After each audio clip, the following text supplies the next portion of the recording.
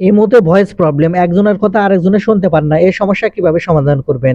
আসসালামু আলাইকুম বন্ধুরা। বর্তমান সময়ে ইমো একটি অত্যন্ত প্রয়োজনীয় যোগাযোগের মাধ্যম। সেই ইমোতে কথা বলতে গেলে আপনারা অনেকে দেখা যায় যে আপনার ইমো একজনের কথা শুনতে পান, আরেকজনের কথা শুনতে পাওয়া যায় না। এরকম সমস্যা যদি আপনার ইমোতেও হয়ে থাকে তাহলে কিভাবে সমাধান করবেন এই ভিডিওটিতে আমি আপনাদের দেখাতে চলেছি। এই ভিডিওটির মাধ্যমে আপনারা খুব সহজে ইমোতে একজনের কথা অপরজনের শুনতে না পাওয়ার সমস্যার সমাধান করে নিতে পারবেন। তো মূল ভিডিওতে যাওয়ার আগে ছোট্ট একটা রিকোয়েস্ট করব, ভিডিওটিতে একটা লাইক দিয়ে দিবেন। আর চ্যানেলে নতুন এসে থাকলে চ্যানেলটিকে সাবস্ক্রাইব করে রাখবেন এরকম ইম্পর্টেন্ট ভিডিওগুলো সবার আগে পাওয়ার জন্য। তাহলে চলুন সম্পূর্ণ ভিডিওটি মনোযোগ সহকারে দেখতে থাকুন। ইমোতে একজনের কথা আরেকজনের শুনতে না পাওয়ার সমস্যা কিভাবে সমাধান করবেন সেটা দেখিয়ে দিই। সেজন্য সর্বপ্রথম আপনারা যে কাজটি করবেন, আপনাদের মোবাইল থেকে যে সেটিংস আছে, আপনাদের মোবাইলে এই সেটিংস আসতে হবে। সেজন্য আপনারা আপনার মোবাইল থেকে এই সেটিংস মার্ক করে দেখিয়ে দিচ্ছি। এখান থেকে আপনারা সেটিংস ওপেন করে নেবেন। সেটিংস ওপেন করার পরে এখান থেকে আপনারা খুঁজে বের করবেন অ্যাপস অপশন, অথবা আপনার মোবাইলে অ্যাপস অ্যান্ড নোটিফিকেশন এই অপশনটিও থাকতে পারে, বা আপনার মোবাইলে অ্যাপ ম্যানেজমেন্ট এই অপশনটিও থাকতে পারে।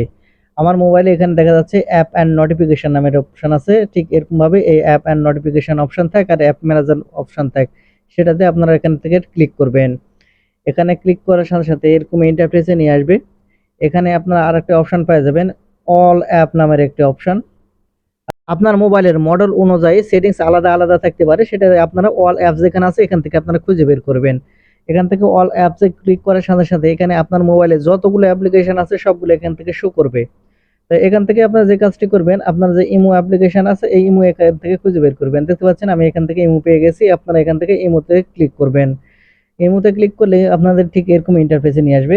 আর আপনারা যারা এই সেটিংসে আসতে চাচ্ছেন না, আপনারা যারা সহজভাবে এই অপশনটিতে আসতে যাচ্ছেন, তারা যে কাজটি করবেন, এখান থেকে আপনারা ব্যাক বাটনে ক্লিক করে যাবেন। ব্যাক বাটনে ক্লিক করার পরে যে আপনার যে ইমো অ্যাপ্লিকেশনটি আছে, ইমো অ্যাপ্লিকেশনটির উপরে আঙ্গুল দিয়ে ট্যাপ করে ধরে রাখবেন। তাহলে দেখতে পাবেন এখানে অ্যাপ ইনফো নামের একটি অপশন পেয়ে যাবেন। দেখেন আমি এখানে মার্ক করে দিয়ে দিচ্ছি।